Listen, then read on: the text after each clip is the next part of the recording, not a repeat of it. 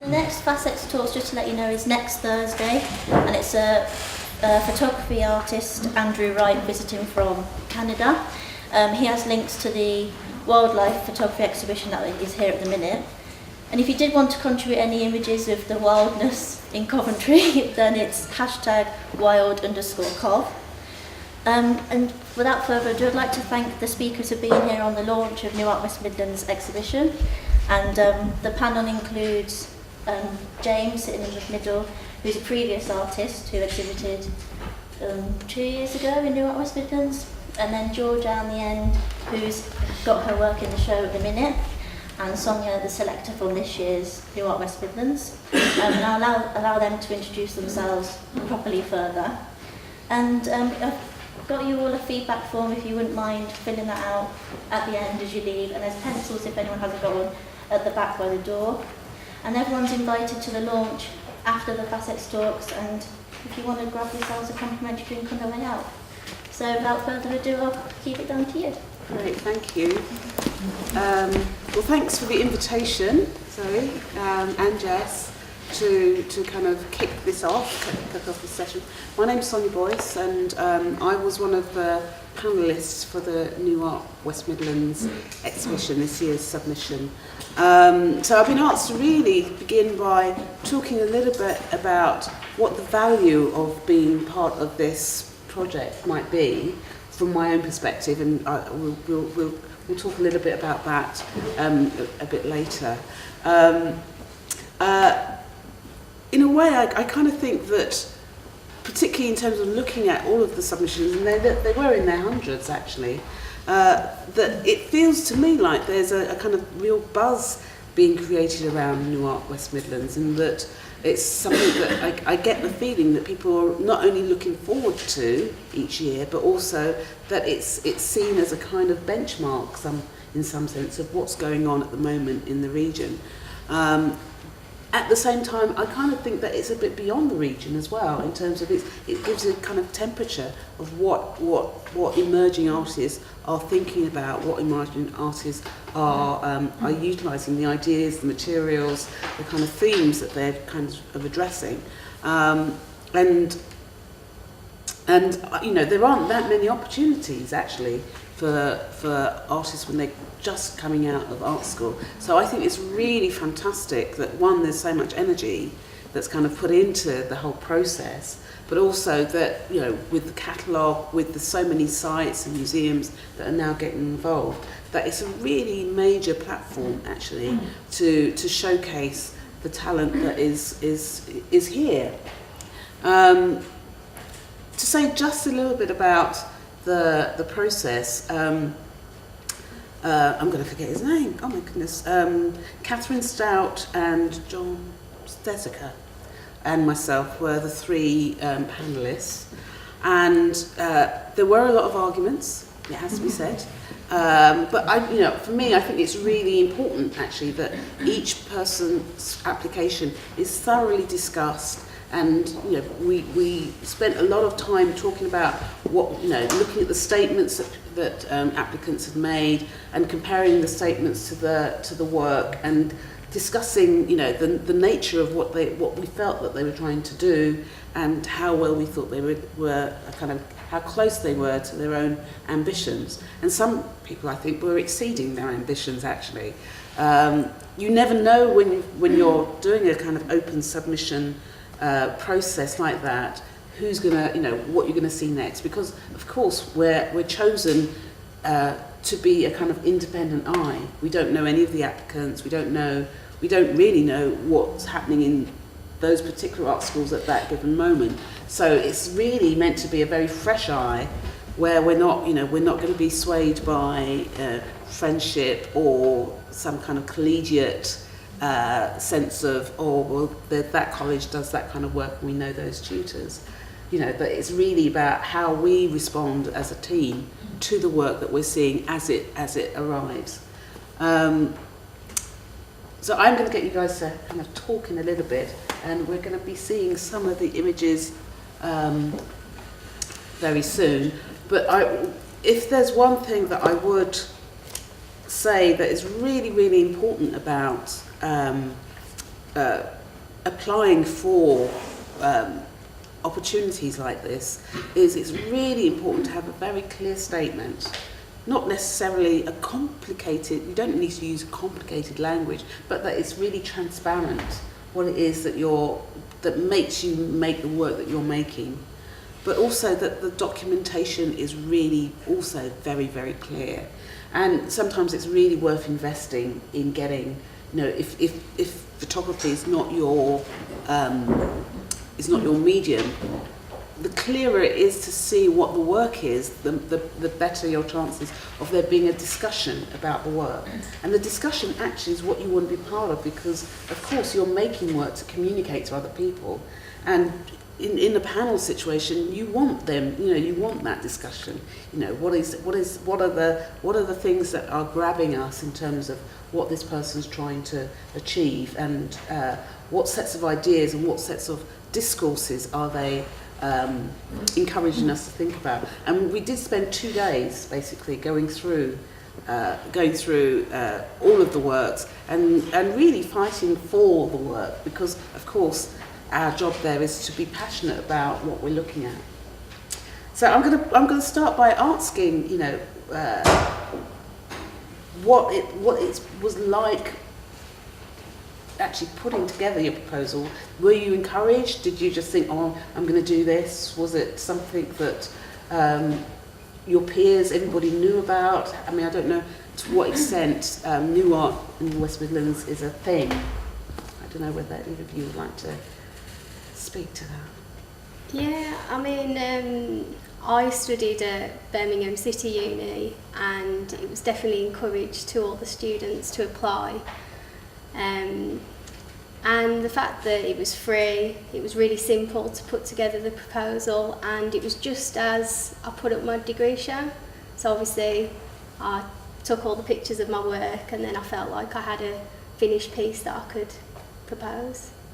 So yeah, it was.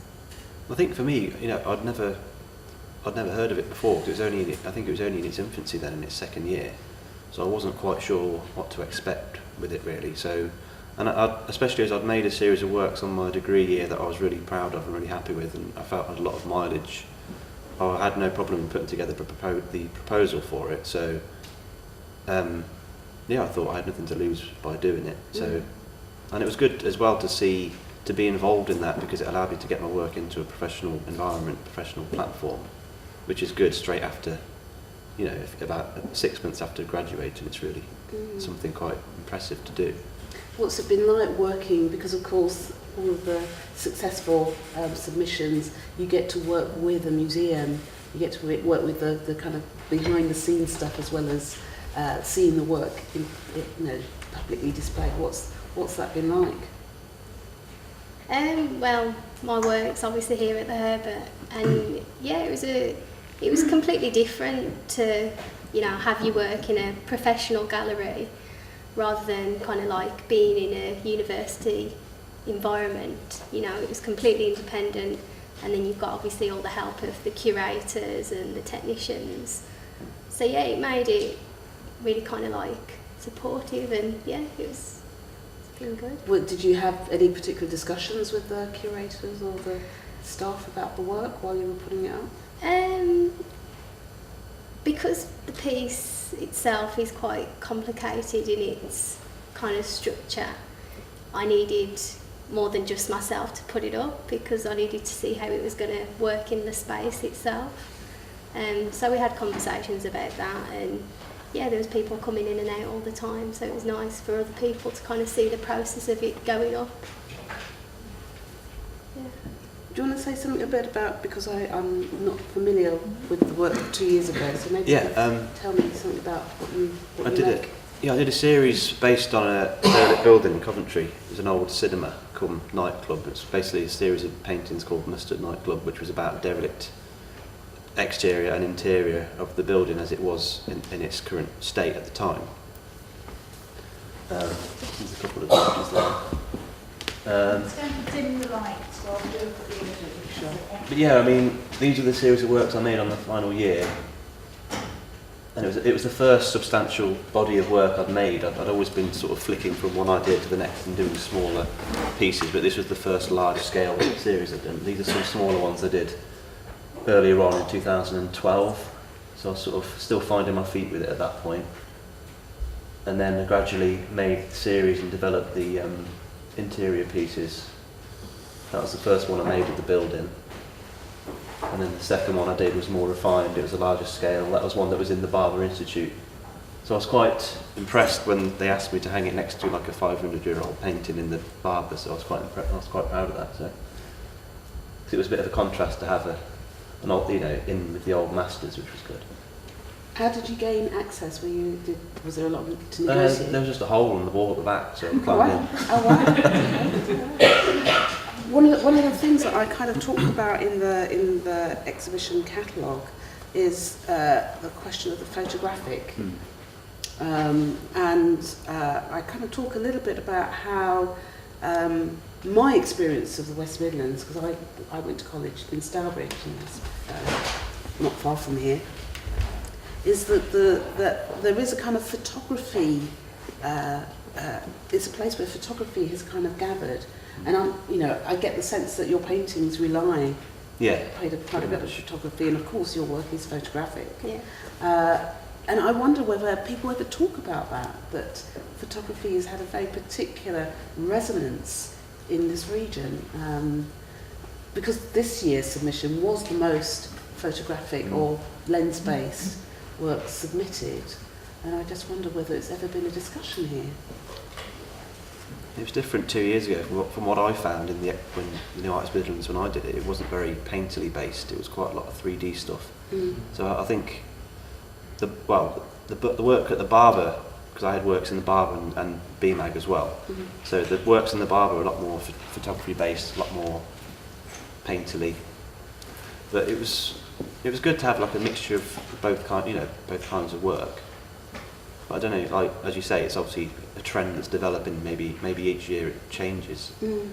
I think it's because it's such a accessible medium to use that, kind of it's become a part of everyday sort of culture now, isn't it? People taking photographs and everything's a lot more digital now. That I suppose that's maybe why it's kind of gone that way. But I think there's been a fairly long history. Yeah. I mean, I know back to the 70s Yeah. in terms of Birmingham, in particular, that photography's had a very, just a particular resonance here. But I was going to ask you about the piece that you've got here and how long you worked on it. And I know it's about your granddad.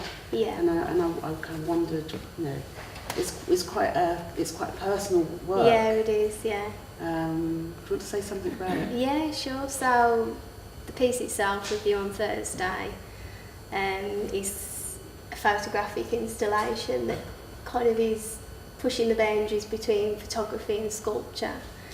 And the photographs themselves were taken of my granddad when he was in hospital, and he was kept in an isolated room because he was going to be discharged, but he was in there for quite a while.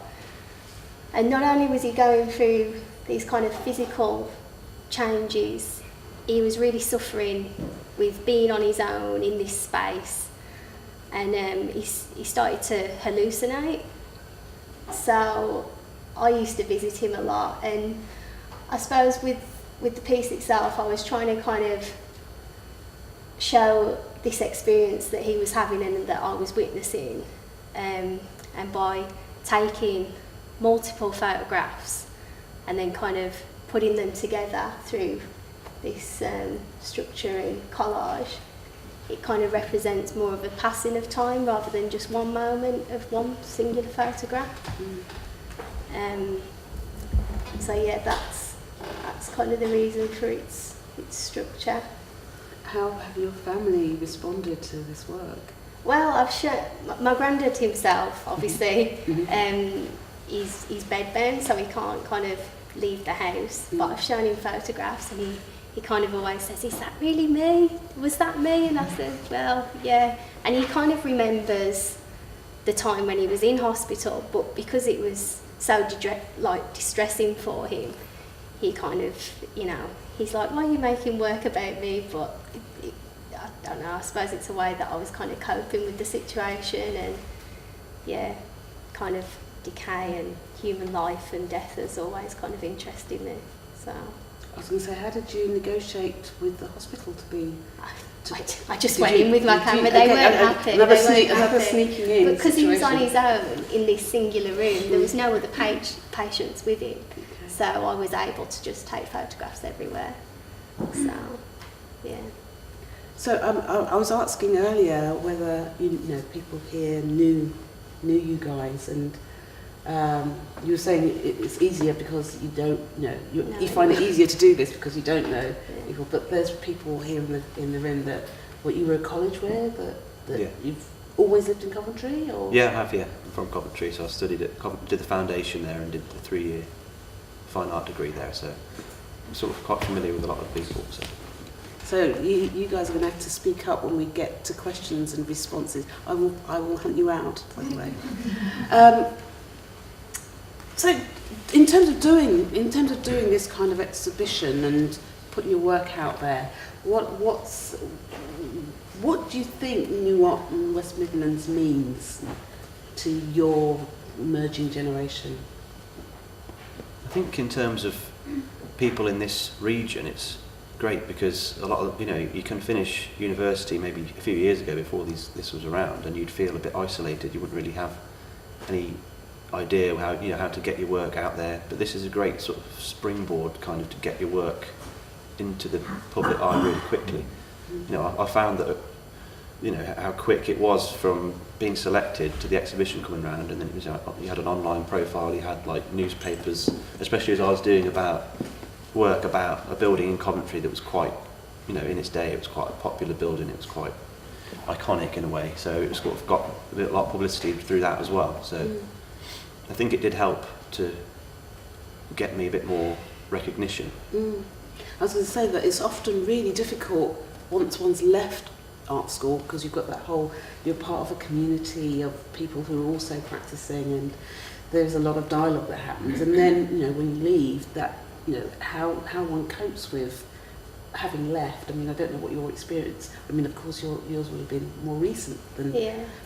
But I wonder, what that has been like to not be in that kind of almost cosseted community, and to be out there now, having to think about what your next steps are, and and have you sorted out plans about your work and what you want to do with it, and has New Art in West Midlands helped you think about any of those things?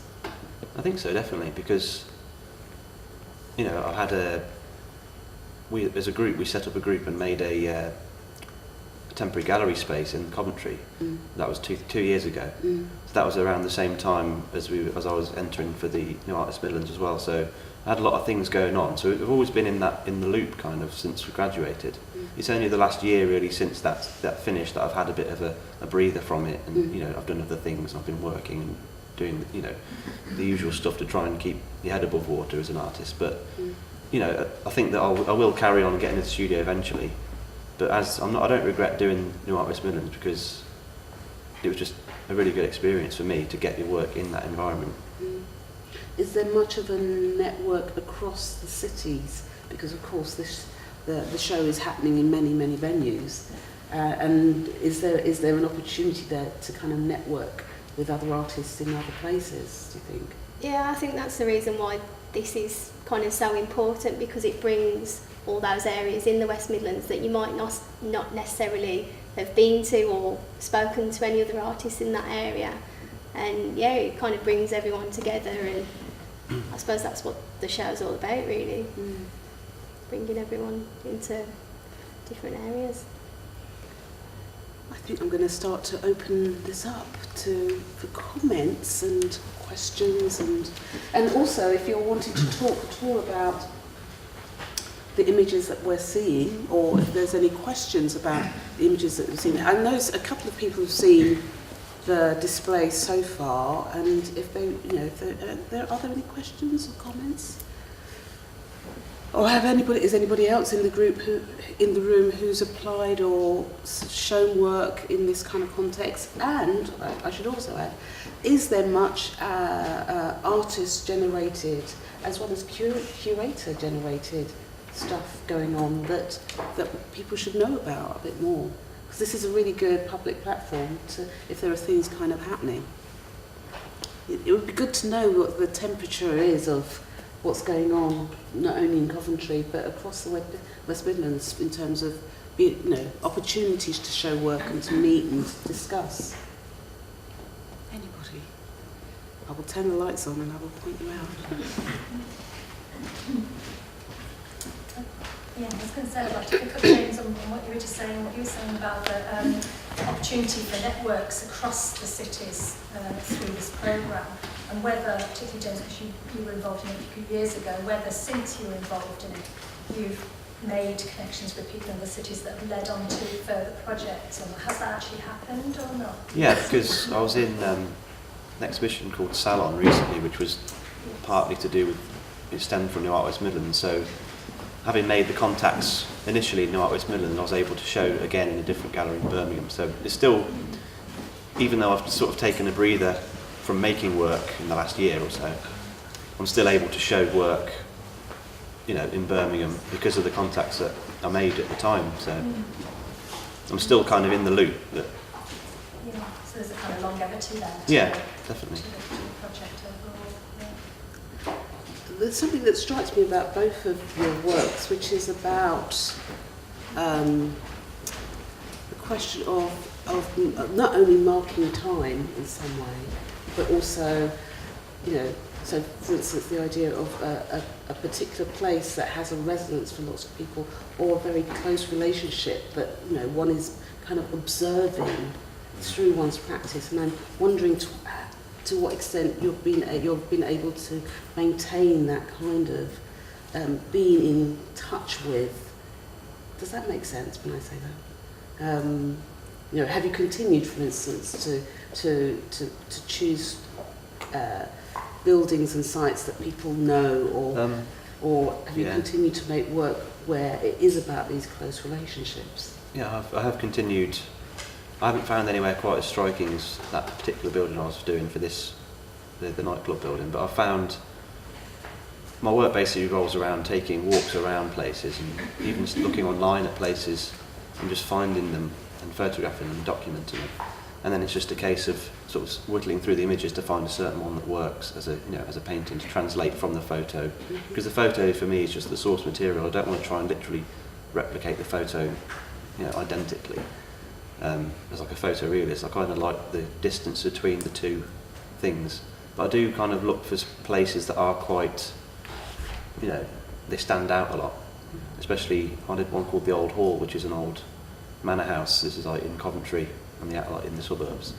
And it's been it's quite a popular building in Coventry. It's just been all restored now. But I did a painting of it at the time when it was, pretty in a bad state. So it's sort of marking it at that particular point in time. I quite like that. Sorry, can I ask how you talk about documenting, taking a photograph and the photograph as a reference, and it's distinct in that. How are you adding or taking or changing it once you've created something new? Because we do collect a lot of images and then we tell another story from it. How are you changing it? I think from the then and now. Yeah.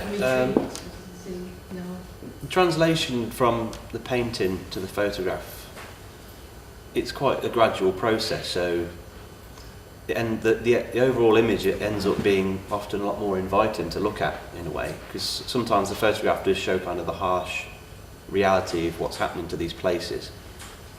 But I think the painting can often make it look a bit more of a welcoming place to be. So I quite like just replicating it, but it gradually changes without me knowing how it's changing. It's just kind of my interpretation of the image. It's not like I'm trying to create a photorealist copy of it, because there wouldn't be much point. But Is it about tone and colour? Yeah. It's definitely about. I think the acrylic paints added something to the original Mustard nightclub pictures I did, because the interior was so bright and quite garish, it gave me a chance to experiment with quite bright colours. And I haven't really had a chance to find somewhere since then that's had that kind of appeal. That's why I've looked at a lot more exteriors and stuff recently, until I find somewhere internally that's just as good as that. Because when you read more about a practice of artists who photograph their subject in all different lights, there's just an eternal flux of tone and colour. It's just constantly changing. So do you just take one photo, a series of photos, of exactly the same thing? Yeah, I take multiple pictures, and so I just end up selecting one that I think works best. I mean, the overall lighting in the paintings ends up being slightly different anyway, or I often move stuff around quite a bit. And I change the sky completely as well, so it ends up having a completely different impact to the photograph. I mean, people do think they look photorealist, but I don't think they do personally. I mean, I'm not aiming for that anyway. But are you aiming for a night lighting situation? You know, when you get reverse, sometimes the floor is more lit than the walls. I haven't really got a strong light source in them, really. No. I mean, I do have quite a lot of shadows and depth in the images that I use. I often keep the sky quite flat. I keep it quite flat, so it sort of brings out the building a lot more. Yeah.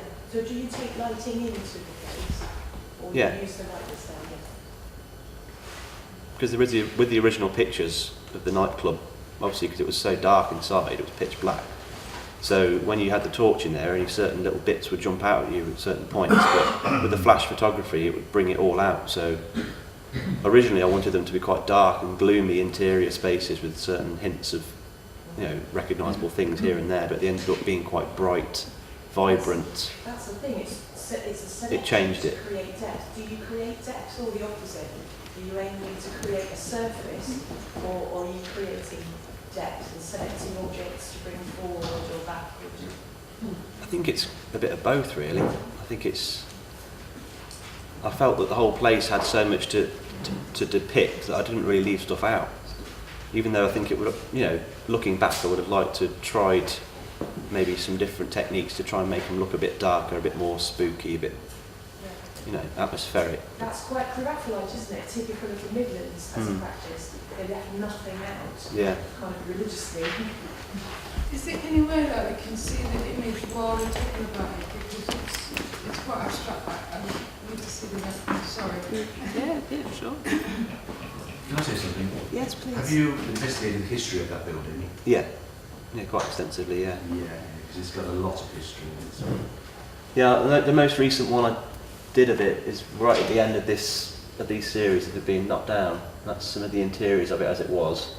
That's that one.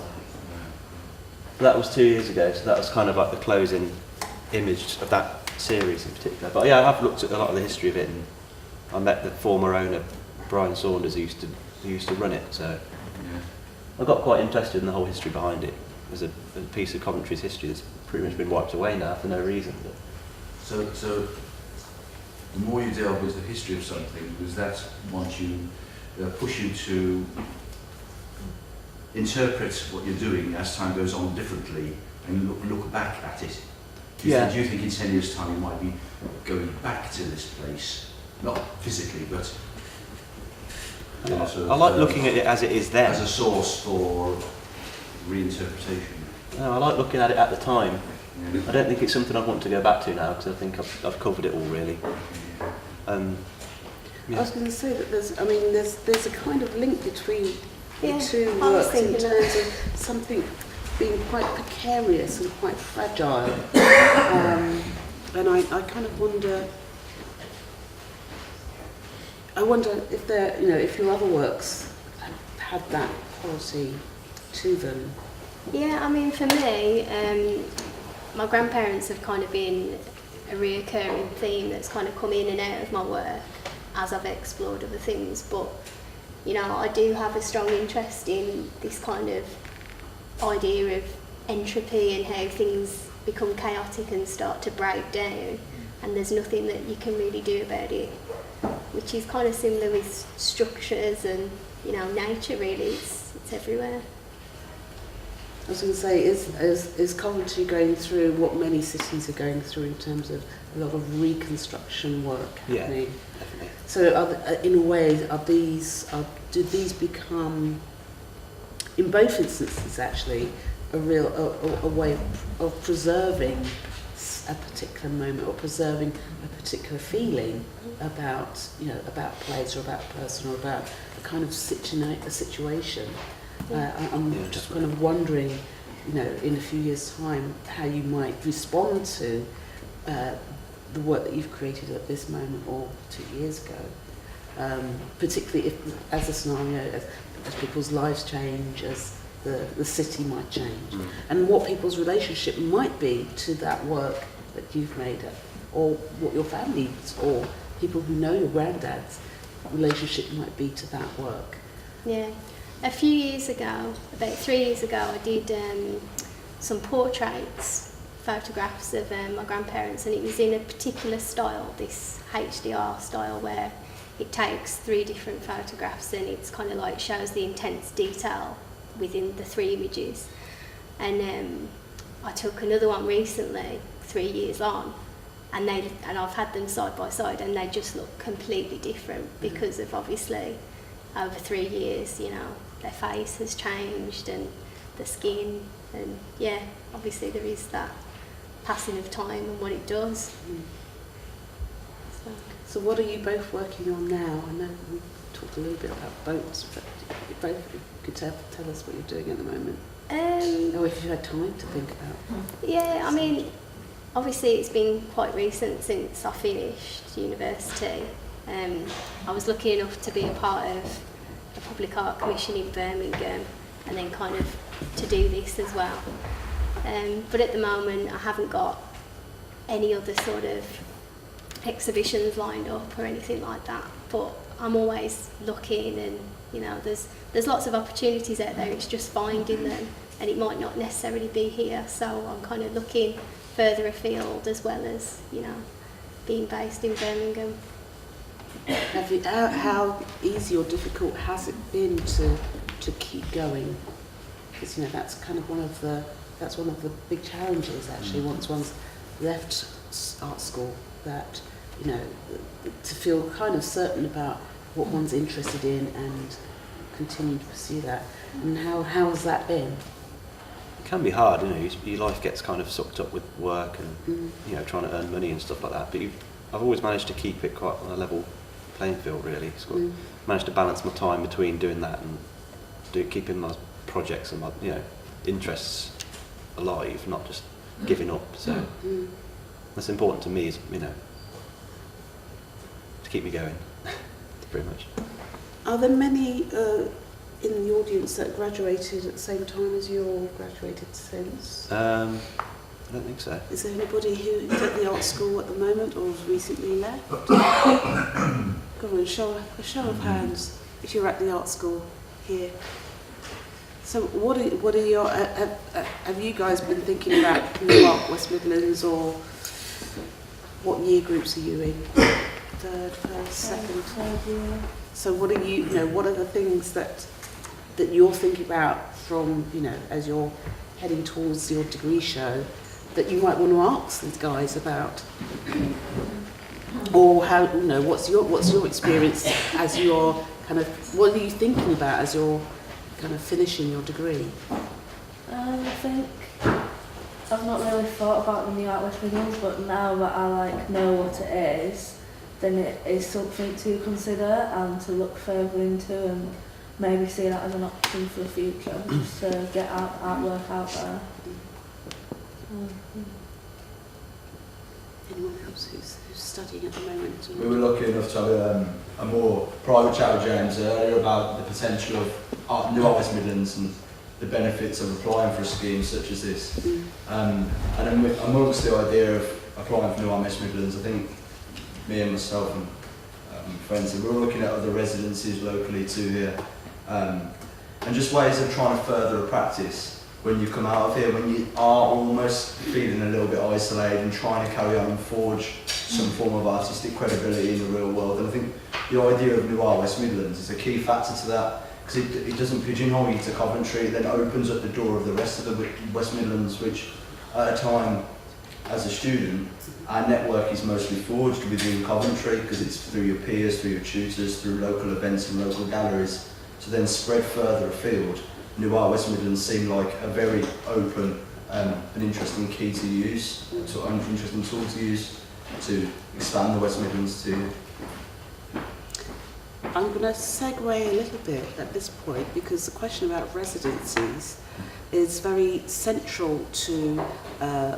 There's a second event there's another event that's happening tonight, which is the opening of a display by an artist called Gavin Yantes, who Gavin has had a very illustrious career across the world actually, and he did a residency here at, in the Caribbean Association and West Indian Association.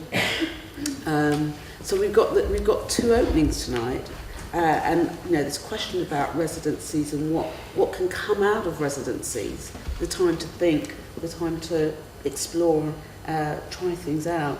I think it's a really important thing, particularly when you're emerging, but even not just when you're emerging, but throughout one's artistic career. They're very important things to do because they are time and space. You know, time and space where you're not only thinking about how you pay the bill, but actually that they're a very important part. And I know someone like Barbara, who's done residencies, would probably talk about, you know, what the value of doing, not only submitting one's work to kind of professional spaces, but the time and the value of residencies and applying for residencies, and the work that is on the display of Gavin's came out of that moment actually of being able to spend time of thinking and the resources and the interest, you know, because of course one of the things about, you know, when one applies for these things is that it's an affirmation of interest in what it is that you're trying to develop, you know, and this is of course very important. Is there scope out there for artists to create their own residencies? Because I'm just assuming that since a decade ago there are fewer opportunities, there's less packets of money here, there and everywhere. But are many artists actually taking that on board and making that happen themselves anyway? Maybe I can comment a little bit. My name is Matt. I have work that's in the exhibition here. It's the video piece, sound and video piece, called The Imitation Archive, which I made on a residency that I was doing last year at Bletchley Park and the National Museum of Computing. And I spent 2 months on this residency, which I initiated myself, because I was interested in what they had there, and I just sent them an email and said, "Hi, can I come and do a residency at your museum?" And then they said yes, and yeah, like there was no program, there's no formal like program there, but I just speculated because I had nothing to lose, I guess. Did you find there was a language barrier, or because it was a museum and it's already in that sector, they understood you being an artist? They didn't really have a clue what I was wanting to do. I think that they understood that I wanted to come and make something that would maybe be a benefit to them in terms of something that they could use for leveraging their PR or something like that. So did they have that vision, or did you have to feed? I kind of sold the idea, I suppose. Yeah, and then after they said yes, you could do it, I then applied for Arts Council funding, which I was successful with getting. So it kind of, by having, I don't necessarily think that you have to like look for residency opportunities that are like being advertised. I think you can be, if you kind of got an idea, or a gem of an idea that you can like, I guess like pitch to somebody, and if they say yes, then it helps your case with an Arts Council application as well, I think, in turn. So you can kind of flip it around and kind of, in my opinion and experience, you can sort of flip that opportunity around and make it your own. So you as an artist can create that partnership and not Yeah. expecting the organisation to be looking for you. Exactly. Yeah, that's great. Really well done. I mean, I think there's also here the opportunity as well to have conversations with curators. Yeah. You know, if one can make one's own residency, then one can also initiate conversations with people who work in spaces like this. You know, and I think that's also an opportunity that is really, I'm sure many curators would be delighted actually to have those kinds of conversations about, because of course they're as interested in practice as practitioners are. So I think this idea of actually stepping out and seeing what's there is really, we kind of need it. Linda, do you want to say something? Yeah, I was one of the selectors for the first West Midlands, and last year I did the 3 modern history shows for CBAM around Manchester and Blackpool and the rest of it, and I started to get really angry about the way in which the Arts Council has divided the country up, with these different CBAM groups, because in a way London can be a little bit elitist. Oh, that's a regional show, and people don't bother to come out and look at them. I mean, all this was in my thinking with the East International shows in Norwich for 20 years. But it makes me feel that the different CBAM organisations, the West Midlands, North West, and North East, and then we've got East in East Anglia, but they all need to sort of find a forum to work together to do big annual exhibitions of artists, from across the country, which would take place outside of London. But by working together, then people would have to go to see them out of the London establishment. How people feel about that? Yeah, very much. That ties into, I really wanted to talk about you Art West Midlands. Which collectors or curators or critics, nationally or wider, are involved or interested, or is there a spotlight on you Art West Midlands? Is that happening as a relationship in the wider art market? I'm not someone who's kind of in a position to answer that question, but I do think it's one that, one of the things that I think was really interesting and is interesting about the show is that there is obviously an attempt to not only build infrastructure, which is what we're kind of talking about, following on from your point, Linda. Not only infrastructure, but that there's a price list, and there's clearly a sense in which one's talking about not only the support of artists, but the livelihoods of artists, and how those works do need to be, people need to buy the works, those works need to be collected. And I think that this is a really important step that's kind of emerging around the building of infrastructure for artistic communities to flourish. Sorry, Go. I wanted to carry on from Matt about residencies. There is that aspects about finding your own, and there is that opportunity there to find your residencies, but in comparison to the regular conventional residencies, a lot of the time there is the money, the payment, there's the budgets that's in place. And I wanted to ask, with your residency, was there a budget there to pay you to be there, to work and what have you? Because we are forgetting to talk about money, which is quite crucial. That's another thing. And when I do a residency, I tend to work in residencies that can give me the time and the place, the freedom, being in a new environment, treating me the idea, but there's always, I look for a fee so that I can focus and spend time with some income. So I wanted to just bring that in, because that hasn't been raised, money. I did say that I applied to the Arts Council. Oh yeah. There's also AHLC.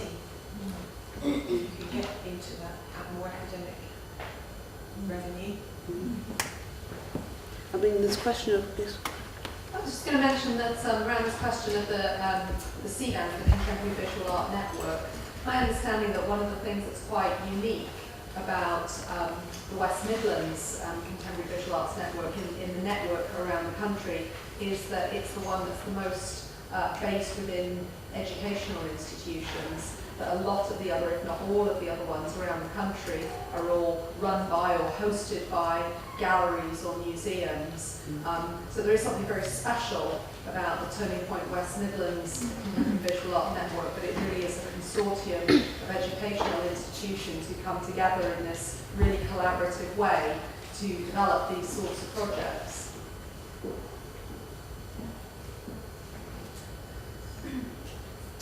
Are they big collectors though? Can we rope any in, or are they already involved?